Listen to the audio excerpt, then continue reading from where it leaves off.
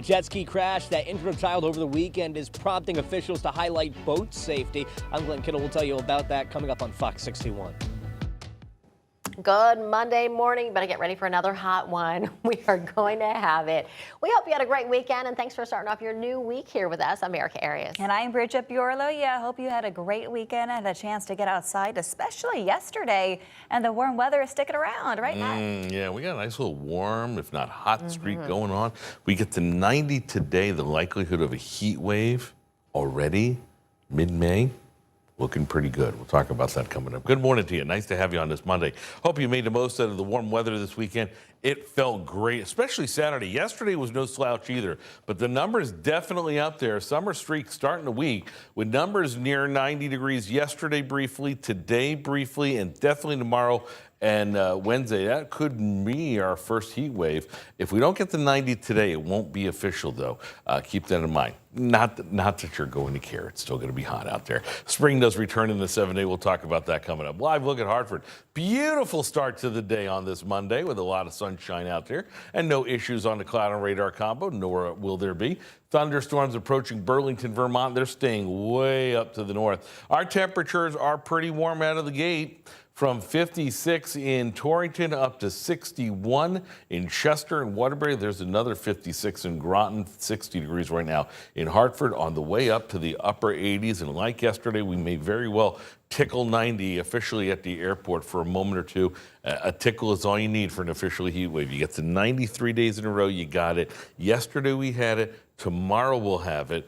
Today is the question. Numbers are up for how long? We'll show you that in the 7-day, show you any issues weather-wise. There are some storms to talk about. We will talk about them coming up in just a few minutes. 6:02, let's go to the roads right now. Bridget's got a look.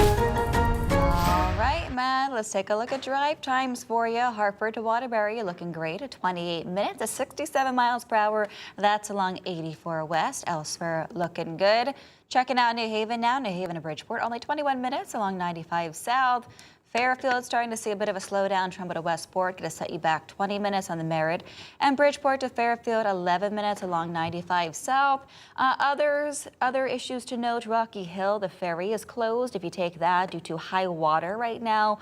Some construction issues as well in Fairfield right now. Route 15 northbound exit 27. The on-ramp is closed due to road work. That should be wrapped up shortly, so be mindful of that and make it a great day out there. 6:02 right now, and a really scary incident happened on the Housatonic River over the weekend. Police say a child was sent to the hospital after a jet ski incident. And the Department of Energy and Environmental Protection are now asking boaters to be very careful when you're out there on the water. Fox 61's Glenn Kittle is joining us live in Shelton with more. Glenn, this is just a terrifying situation. And it looks like more people might be out there today because of the weather. It's so hot out there.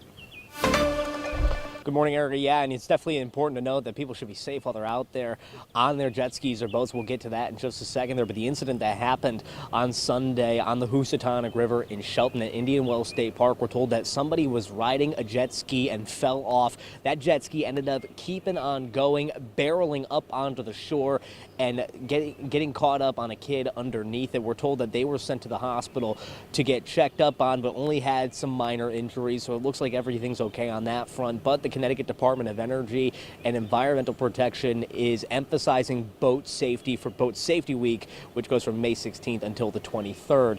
We're told that 45 people have died on Connecticut waters for various reasons, but the DEEP says new laws and safety campaigns are dedicated to continuing decline of that number. A new law that regards boat safety or boating under the influence went into effect on October 1st, 2025. That imposes some reciprocal suspension penalties for impaired operation on both roads and waterways. That means if you get a BUI or boating under the influence, you'll also get a DUI, which will affect your driver's license and your boating certificate. The state legislature also passed a bipartisan bill related to boating safety that prevents sitting or standing on the gunwale or both legs hanging over the outside of the boat on any recreational motor boat that's traveling at greater than slow no wake speeds.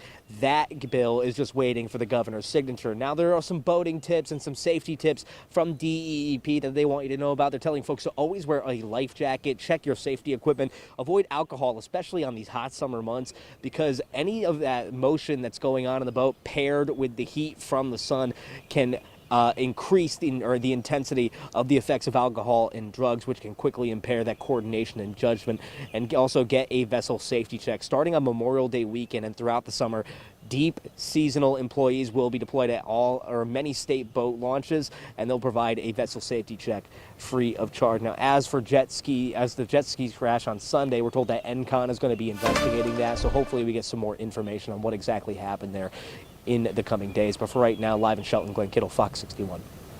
And more people are going to be heading out to the water as we head into Memorial Day weekend, Glenn. So great safety tips. We want everyone to stay safe. Thank you. 6:05 this morning. Expect some changes to your morning commute today in New Haven. Several streets are closed in downtown for Yale University commencement.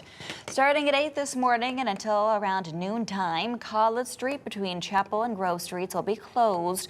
High Street will also be closed between Elm and Chapel Streets. You're taking a look at that area on the map on your screen here. It's highlighted for you. Elm and Chapel Streets will be closed at times to help people walk across the street. City officials ask people to prepare for these closures and find a different route or transportation to work or school today. There's going to be a lot of people and cars out there. Speaking of graduations, this Wednesday in New London, expect major traffic delays and parking restrictions around the U.S. Coast Guard Academy for graduation day. And it's not just because of the graduation itself and the crowds it will bring, but President Donald Trump will be there. He's delivering the commencement address this year. The restrictions are necessary to help make the event safe and secure. And because of this, police say parking's not allowed on these streets starting at 5 in the morning Wednesday. No parking signs will be posted, and these restrictions will stay in place until later in the day, so note that as you're heading out. And police said parking tickets will be issued and vehicles will be towed. Riverside Park will also be closed starting at 5. And if you want to attend, you can only go to McKinley Park and Grass Parcel. That's on William Street. You cannot bring any face masks or face coverings, any signs, backpacks, bags, noise devices, sticks, or posts. They're not allowed either. Police say if you do not follow the rules, you will be removed from the area. You could also face criminal charges as well. Dozens of people were arrested in a large-scale police investigation of an illegal cockfighting operation.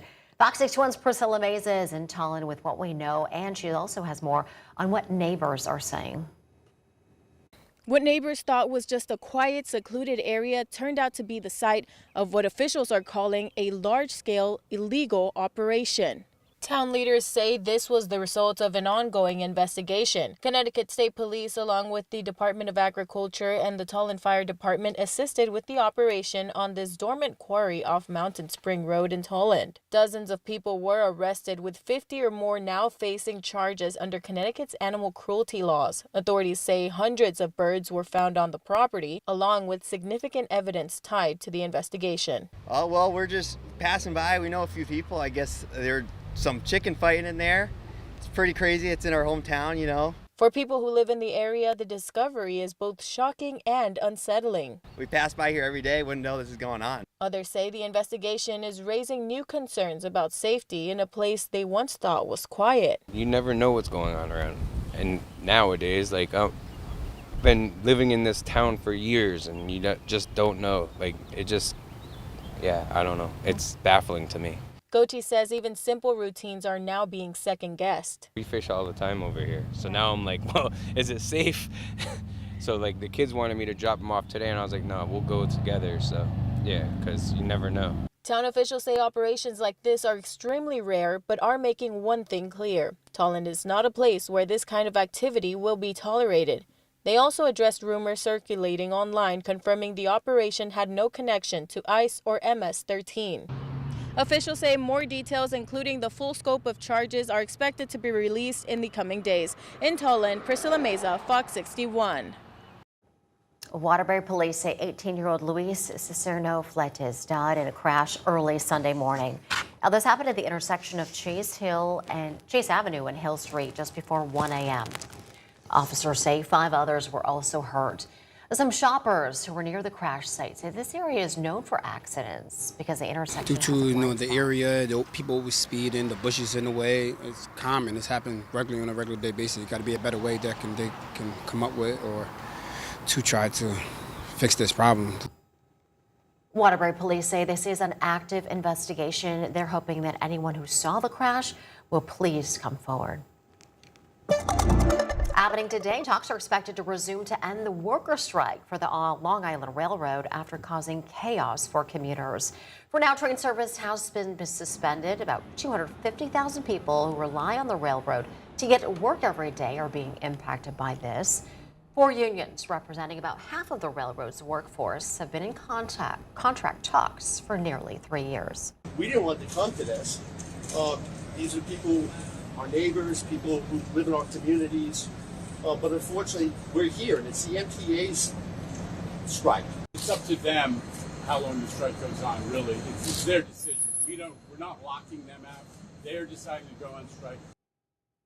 The MTA has asked people who use the Long Island Railroad to work from home today.